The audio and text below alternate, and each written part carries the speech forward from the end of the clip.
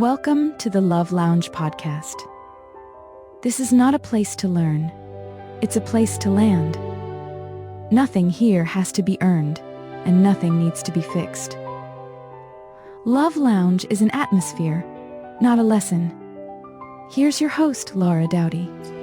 Welcome back to the Love Lounge podcast. I'm excited to have you here today with me.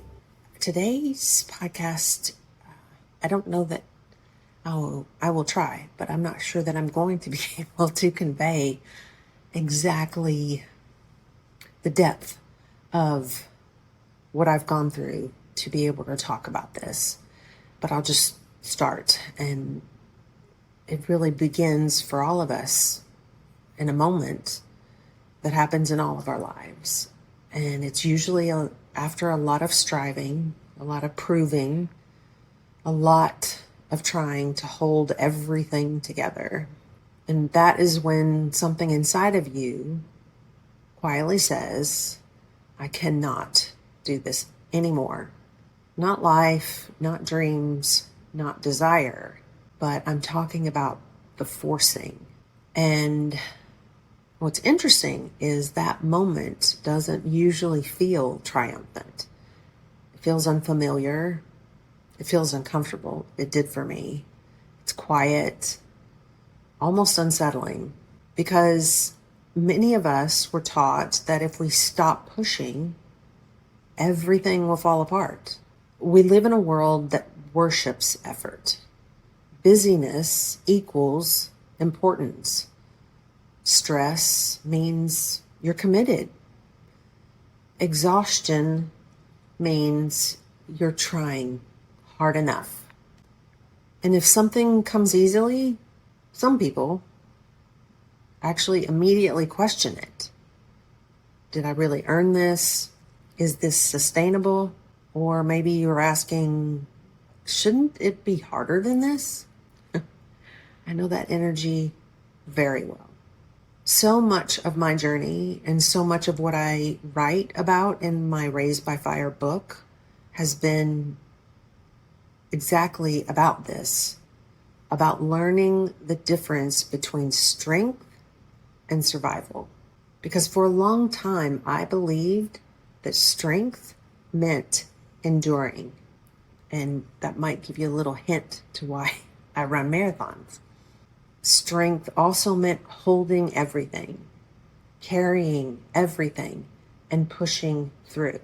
But eventually, your soul gets so tired of performing resilience. And that's where, for me, my transformation began. I had no choice. I had to stop. And I think a lot of people misunderstand what is required to get through this and to get to the other side of it. And what that is ease. I know for me, I heard the word and I assumed it meant being passive, disconnected. Maybe for you, it might mean unmotivated. But none of those are what ease actually is. And God knows this took me a really long time. It really did. I'm not embarrassed about it, but I'm like, I now know how hard-headed I am. But the truth is, ease is coherence.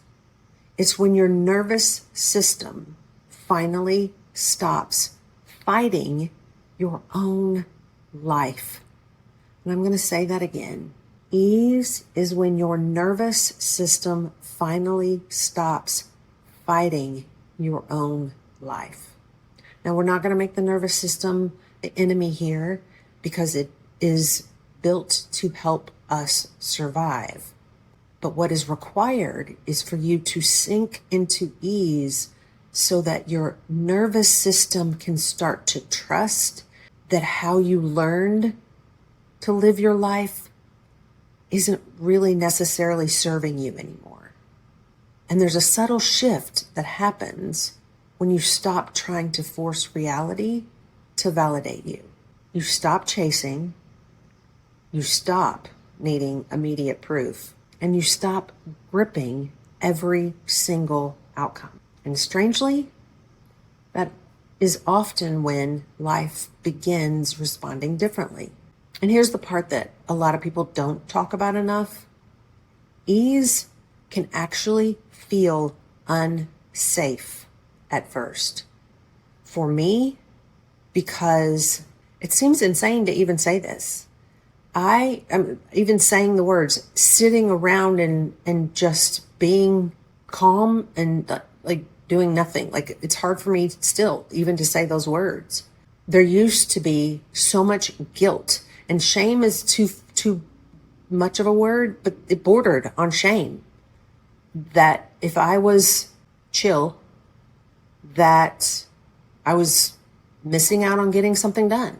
Because if your identity was built around struggle, then peace feels unfamiliar. If your identity, I'm saying it again, was built around struggle, strife, proving yourself, then calm, peace, that, thing that you go to yoga for, but you rarely possibly do outside of yoga, that peace outside of those classes feels unfamiliar. If you've spent years proving your worth through effort, like I did, then receiving feels suspicious. Doesn't mean that you don't receive. It's just your body goes, let me put a little shield up before we allow this any further. And this is where many people unconsciously sabotage themselves.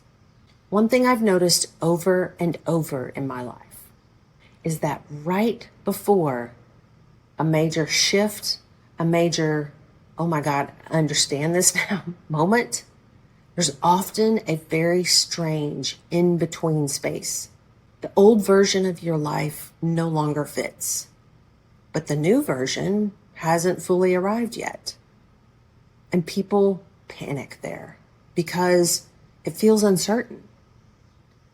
But what if uncertainty isn't failure? I know some people may be going, well, no, duh. For me, I had to understand that being in that space that was new and I felt uncertain in, maybe what if that was recalibration? Because ease is not about avoiding challenge. My life has not still to this day been challenge-free. If anything, Raised by Fire exists because of how much I lived through it. I could not have written this book and pulled out all that I did without confronting all of this. But what changed was that I stopped making suffering my identity. Now, let me just address this. Did I walk around Malibu or Atlanta when I lived there or Hilton Head? Did I walk around all of these places that I've been and think to myself, oh, suffering is my identity? No, not at all. But I can sure tell you that I would have agreed more to suffering being my identity than ease. The alternative word would be proving myself, being successful, being busy. That was my identity. And that I now know is what suffering looks like. The older I've gotten, the more I realize that peace has an amazing and beautiful frequency. And so does desperation. And so does proving. And so does fear. The field of your life responds to who you are being, not just what you say you want. And when your inner world becomes quieter, life can finally meet you there. I think this is why so many people struggle when things finally start flowing. Because part of them still believes love has to be earned. Your success has to be earned, or success has to be painful. And I don't mean physically painful. I mean like you have to have earned your place. or that healing has to be dramatic. But what if the deepest transformation is actually quiet? So if you're in a season right now where things feel slower or quieter, more spacious, I hope you don't immediately assume you're doing something wrong or that something is going wrong. Maybe, just maybe, your nervous system is finally learning that life doesn't have to be survived to be meaningful. And maybe ease isn't a strategy after all. Maybe it's the frequency of finally coming home to yourself. I know for me, if I would not have sat in the space of allowing ease to explain itself to me, I never could have finished my book. There's just so many things. So many things are happening for me right now. So many things are coming into my life right now. And all of it is because I put it all down. I put it all down. It was excruciatingly uncomfortable. And for any of you doers, any of you, excuse my French, get shit done people, make it happen people, my hand was raised with you. It's not anymore. It's not anymore.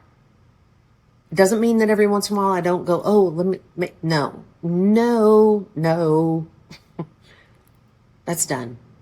Take this moment, take this pause, take this time and allow the wisdom of the peace, of the ease to penetrate into your body and just watch what happens.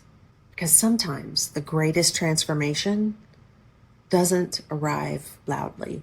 Sometimes it arrives as peace. Thank you for joining me today.